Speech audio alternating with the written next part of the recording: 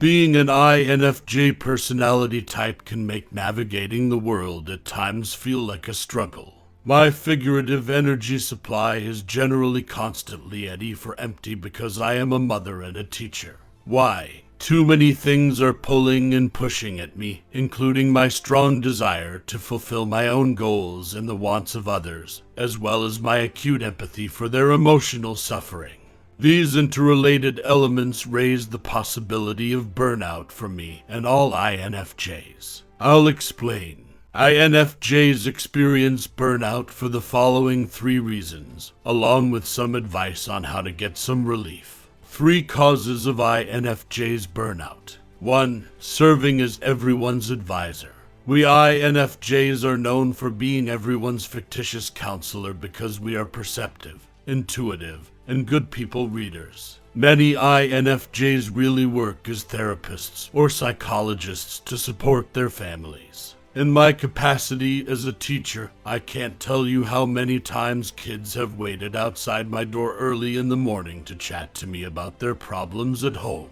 Even elder members of my family seek me out when they need guidance or just someone to listen to them vent. My own children frequently confide in me about their worries and issues. Don't misunderstand me. I'm very happy that they think of me as the kind of person who will listen and let them vent safely. I'm honored to contribute to the healing and well-being of others. Being everyone's counselor has a drawback, though. I don't have as much time to myself to recharge when so many people ask for my guidance or my listening ear. I want that time because I'm an introvert. It's what gives me my equilibrium back and enables me to get up the next day and continue living.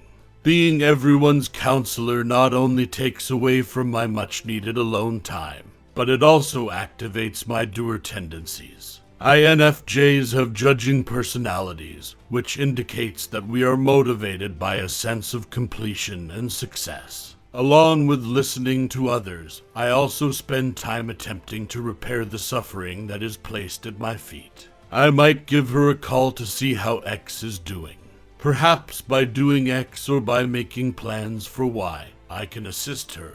The majority of INFJs are ambitious problem solvers, thus taking the next step is essential. As a result, we will spend more time serving others and less time caring for ourselves. This eventually depletes our internal resources, leaving us feeling agitated, tense, and exhausted. 2. Constantly aiming higher. I find it difficult at times to indulge in the straightforward pleasures that most people utilize to relax. As an INFJ, let me tell you that my mind never stops working.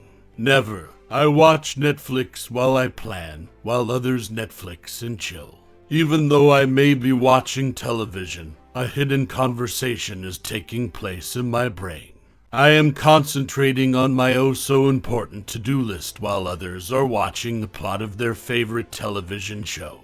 I keep telling myself that I should be making better use of this time because I have a tendency to judge others. I want to accomplish so many things.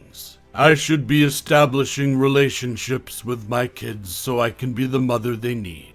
And I should be planning that killer lesson to help the challenging students who will be in my class next week. Being an INFJ, I constantly feel like I'm falling short. My judgmental side demands that I just get up and do it, even though my introverted side begs for rest. Continue doing it. Once more, who wants a break, right? Guess what, though? I do. The soul and physical health of the INFJ suffer when they don't receive enough of it. 3. Constantly picking up on and absorbing the emotions of others. Because they are sensitive and empathic, INFJs are continuously exposed to the feelings of others. Due to the constant boiling of our own emotions within us, we are already a source of internal energy. The traumas that other people go through frequently crank up our emotional heat to the point that we occasionally feel like exploding.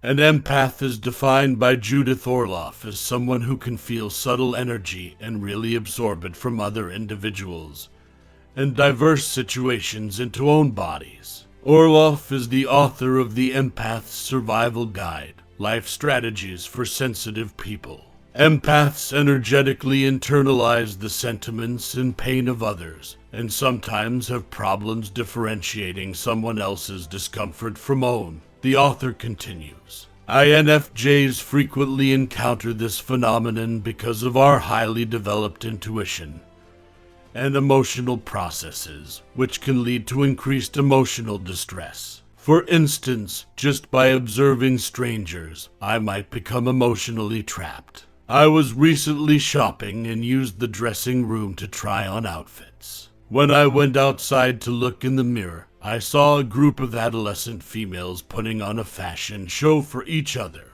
One of these girls was overweight and lacked the natural beauty of the other three, who were all trim and Instagram perfect. I watched and listened to their conversation while feigning to examine myself in the mirror. The majority of their remarks were encouraging as they praised each other for their fashionable attire. However, I could still make out the fourth girl's uneasiness. She made an effort to appear at ease and joke with her pals, but I could tell that she was actually in pain.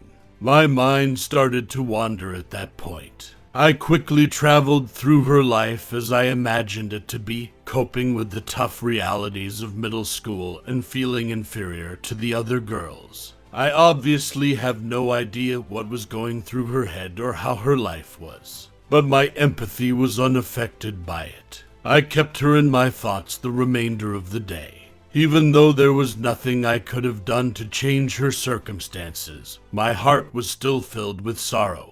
Even when we spend time away from the strains of work and society, our feelings may still be present. For INFJs, this can be extremely taxing.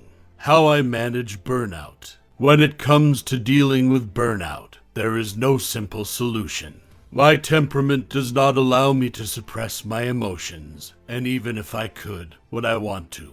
Actually, no. My greatest abilities as an INFJ are my capacity to make my dreams come true, to feel intensely, and to genuinely care about my world and the people in it. Consider all the fantastic things we can accomplish with our bittersweet skills. Go after our goals. Put yourself in another's shoes. Encourage the suffering soul we briefly unite with by saying, "Well job." Find a method to use our capacity to fully hear another person's suffering to improve the world. But we INFJs also need to care for ourselves. We won't be able to use our abilities to the maximum if we don't take care of ourselves. If we are exhausted, we cannot aid anyone. This is when self-care is useful. It's not simply something nice we do for ourselves for introverts and INFJs. It's very essential. Do you want to know how I take care of myself? Don't forget to acknowledge your intuitive, sensitive, and compassionate side, INFJ. You can offer the world something no one else can. Therefore, reward yourself with a manicure, chocolate sundae, sparkling champagne, or just some additional time to yourself. The universe requires what you have to offer since you are extremely extraordinary.